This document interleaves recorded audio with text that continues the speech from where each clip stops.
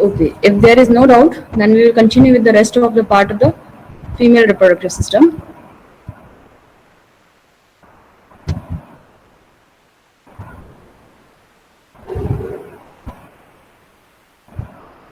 The remaining portion of the female reproductive system is the female reproductive system of fowl, because we discussed in different species,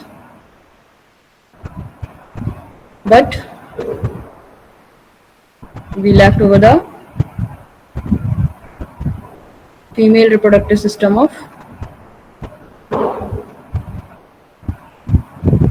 fowl. Okay, so female genitalia of hen comprised of ovary and a oviduct. Ovary and a oviduct. Okay.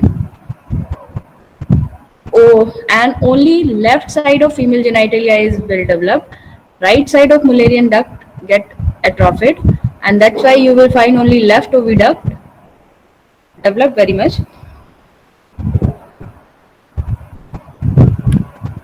Ovaries appear as a bunch of grapes because of the different developing follicles. You find developing follicles in the form of a bunch. That's why it gives a appearance like a bunch of grapes. Okay. Then the oviduct, left oviduct has 5 parts: infundibulum, magnum, isthmus, uterus, and vagina.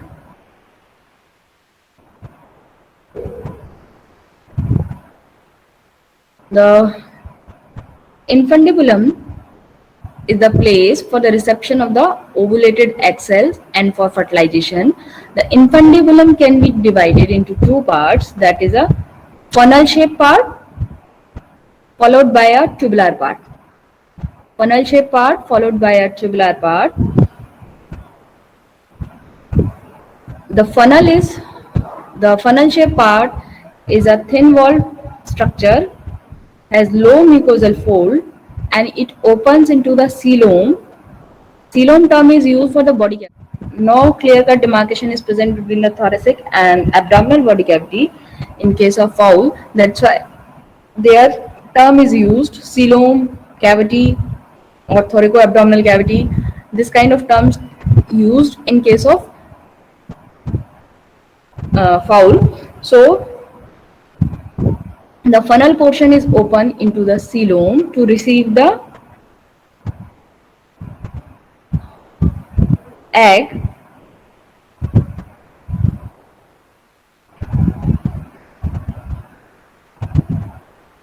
and this faces into the ovarian pocket.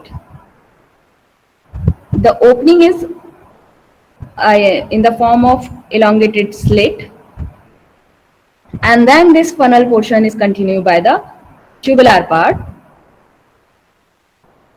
In the tubular part, you may encounter some convoluted branched tubular glands, and these glands are usually present just before the starting of the magnum. Okay, so infundibulum, the main function of the infundibulum is to receive the follicle after ovulation, to receive the ovum after ovulation. Then the next portion is magnum, and it comprised almost 1/3 length of the whole of the oviduct. Magnum is the longest part, and the transition from the infundibulum to the magnum is abrupt, marked by the enlargement of the mucosal fold, and it is the longest and most coiled part of the oviduct, and the wall is thicker due to the presence of the numerous tubular glands. Convoluted tubular glands are present in the lamina propria. And the function of the magnum is the function of the glands of the magnum is the secretion of the album. Next portion is isthmus. This is the short region of the oviduct and also reduced in the calibration.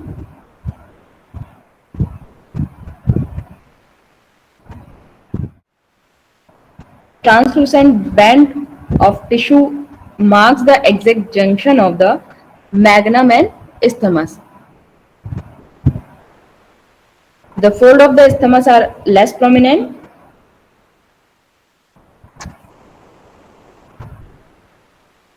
The fold of the isthmus are less prominent.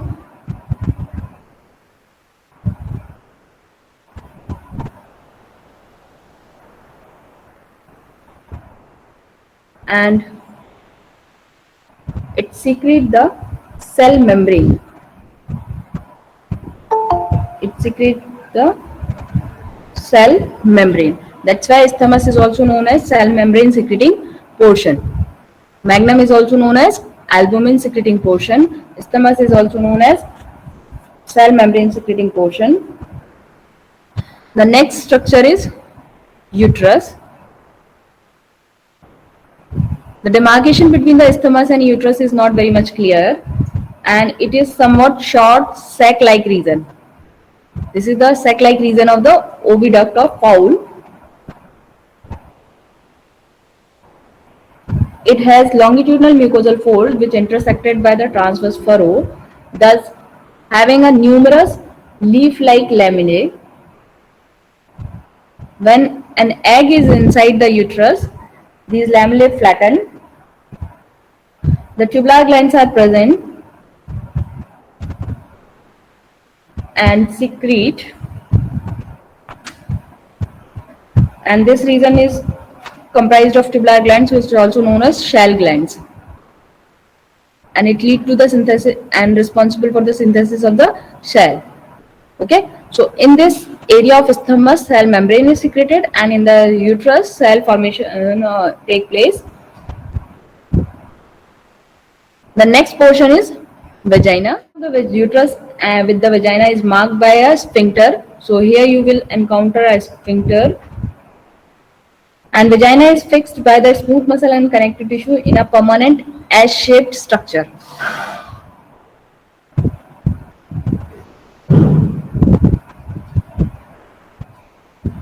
The mucosal folds are relatively thin and low. In the region of sphincter, the folds carry the tubular vaginal fossulae. Tubular vaginal fossulae. In the vagina, you will find the spaces that known as tubular vaginal fossulae, which are the main site of storage of sperm. Okay, so that structure you will encounter during the study of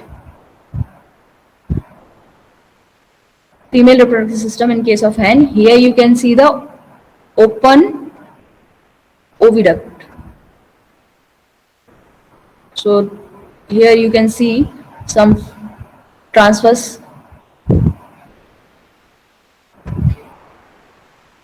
and longitudinal folds dissected by the transverse furrow. So some lamellae-like appearance in the uterus, and this portion is magnum. Here is a narrow portion is present that known as thymus, and in infundibulum you will find a thin funnel area and a thick tubular area. This portion is thick tubular area, and this area is thin funnel shaped area of infundibulum. Then it continues with the magnum, and magnum is the longest part of the oviduct of fowl. Then it continues with the isthmus, uterus, and the vagina. In vagina, some tubular spaces are present that known as tubular vaginae fossulae, which are the site of the sperm storage. The next part of the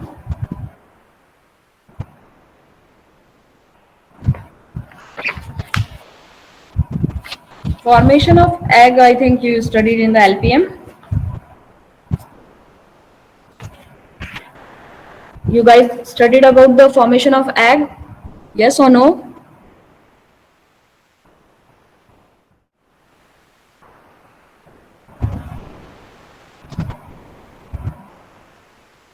Are you get information about the? So that portion is covered there. So we will not repeat it. So this is about the female reproductive system of the fowl. Other than this, the remaining portion is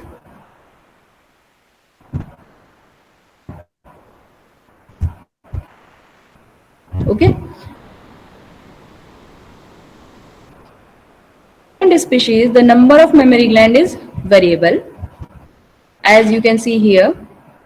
In case of cow and camel, 4 mammary glands are present. Okay, and these 4 mammary glands, 2 on each side, 2 towards the left side, 2 towards the right side. So these 4 mammary glands are arranged in such a pattern that 2 mammary glands are situated on each side, and there is a presence of a septum, median septum, in between these 2 sides, and sorry, each gland has its opening at the teat. Okay, and each gland gives the appearance, that's why it named as quarter. In case of cattle, the gland is each gland is named as quarter. Okay, so right 4 quarter, right hind quarter, left 4 quarter, left hind quarter. ठीक है, एक आगे वाला एक पीछे वाला. So in case of cow or in camel, you will find the 4 glands, and in case of cow, each gland has a single teat canal for the opening at the teat. But in case of camel, 2 teat canals are present. 2 canals are present per teat in case of camel. So number of canal per teat can be variable. Okay, so in cow you will find the 4 glands, while in case of ewe, goat and mare you will find 2 glands, each on in present on its respective site. And here you can see that these glands are situated in the inguinal region. Okay, these glands are situated in the inguinal region. In the sow, you can see the number of glands are present, and these glands classified as present in thoracic region, in abdominal region and in inguinal region. The same arrangement you can find in case of bitch also. Okay, so the number of glands are present in thoracic region, in the abdominal region and in the inguinal region. In case of sow and mare, you will find the 3 ducts, usually 2 ducts are present per teat. In ewe and goat and cow, you will find 1 canal or 1 duct per teat. In case of bitch, you will find the 8 to 12 lactiferous duct in each teat.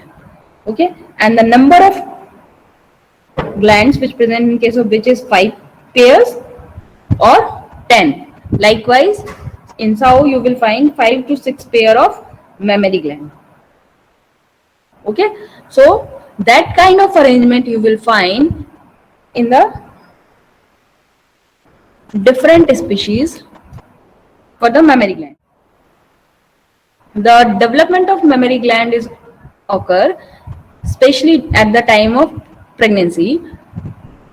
Otherwise, it remains in rudimentary stage, or it remains in undeveloped stage in immature animals.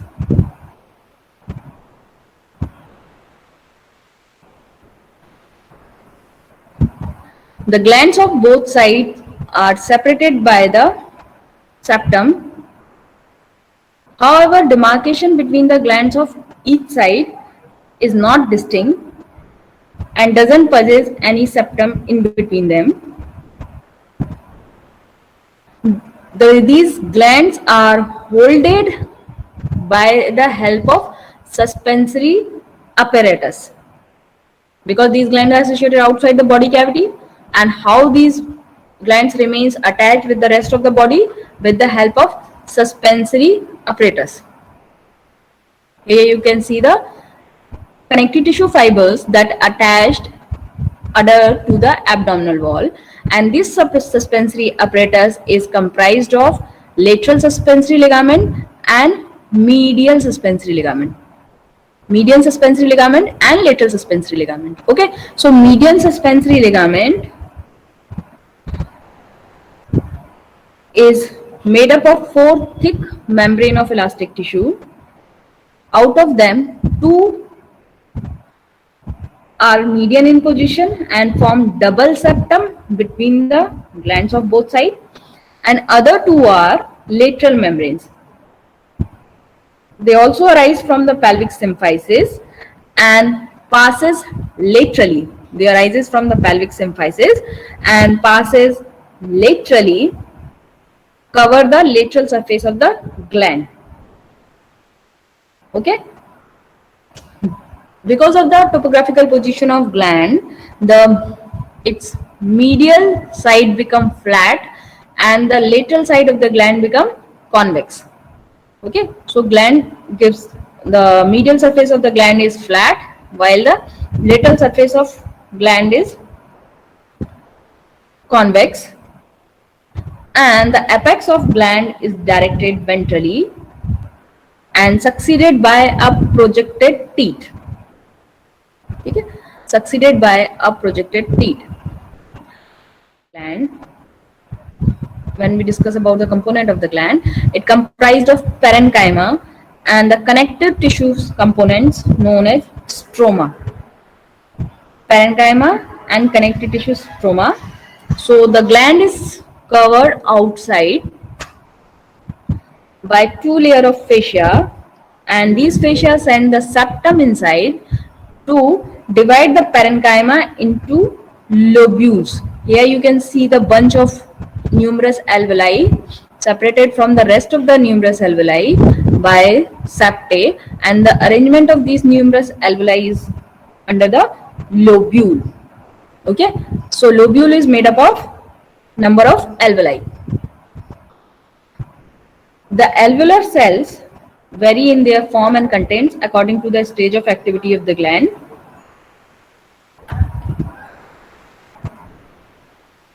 The alveoli and their duct also possess the myoepithelial cells. Here you can see the presence of myoepithelial cells which surround the alveolar epithelium. And these myoepithelial cells help in the contraction of the alveoli and ejection of the milk. Okay. From the alveoli, from each alveoli you can see the alveolar duct eject out, and these alveolar duct unite to form lobular ducts, and these lobular ducts united at the center of the gland, a space is present. That space is known as gland cisternae or gland sinus. The large space present where the numerous lobular ducts get united is known as gland cisternae or gland sinus or milk cisternae. This is the capacious roomy cavity and leads to the teat cisternae. This leads to the teat cisternae or teat cavity, and from the teat cavity a single lactiferous, especially in case of cattle, the single lactiferous duct arises and passes through the apex and open into the exterior. So this area is teat canal. As we see in the previous species, number of teat canal is variable. The gland cisternae or teat sinus, and here you can see the single canal, while in case of other species as mare and sow, camel, you can see the 2 teat canal. In case of bitch, here you can see the 8 to 12 lactiferous duct. Okay, so this kind of arrangement you will find in the teeth.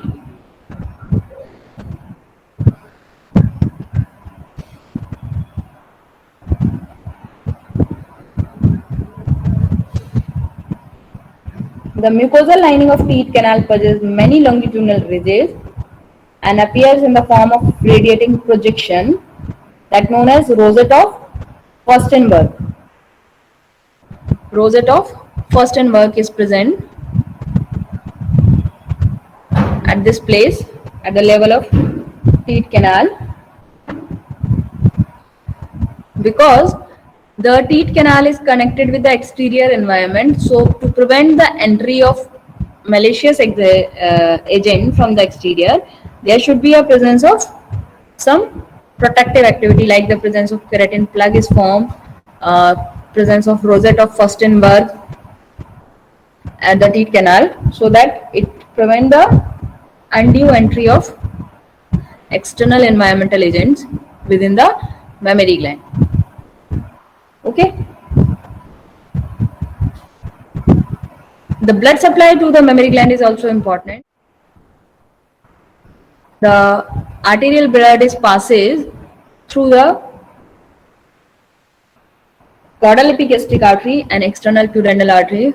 Although you are not aware with the branches of these blood vessels, so when we discuss about the abdominal aorta, at that time we will discuss about these branches.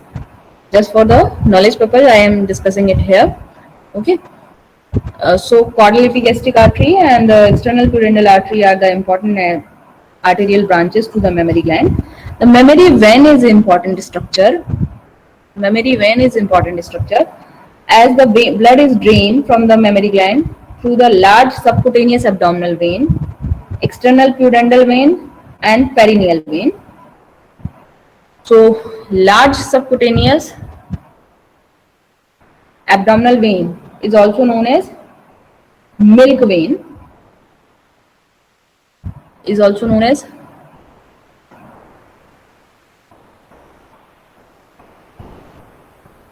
and these are the branches of is formed by the milk vein is formed by the anastomosis of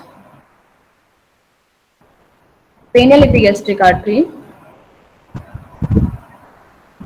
cranial epigastric vein and caudal epigastric vein. The milk vein is formed by the union of cranial and caudal superficial epigastric vein.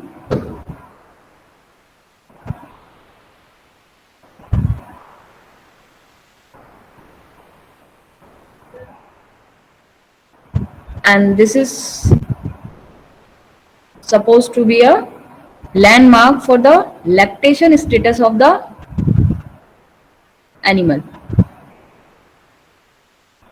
In the milk vein,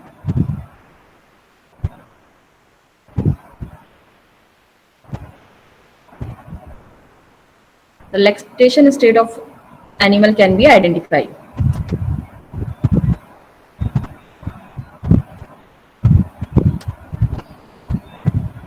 The engorged, here you can see the appearance of the milk vein. Engorged vein appears and formed by the anastomosis of cranial and caudal superficial epigastric vein. Okay, so this is about the mammary gland.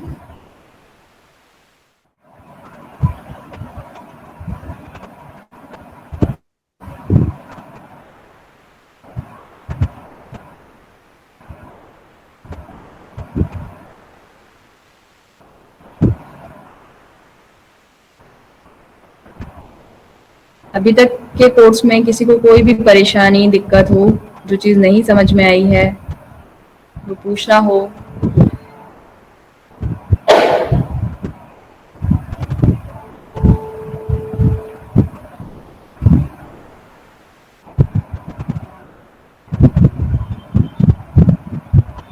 okay, so everything is clear to all of you. Yes, ma'am. We will discuss about the muscles of shoulder region. As all of you are aware with the muscles of shoulder girdle, uh, so get acquainted with the muscles of shoulder girdle, and we will continue with the muscles of shoulder region. That's all for today's class. Thank you.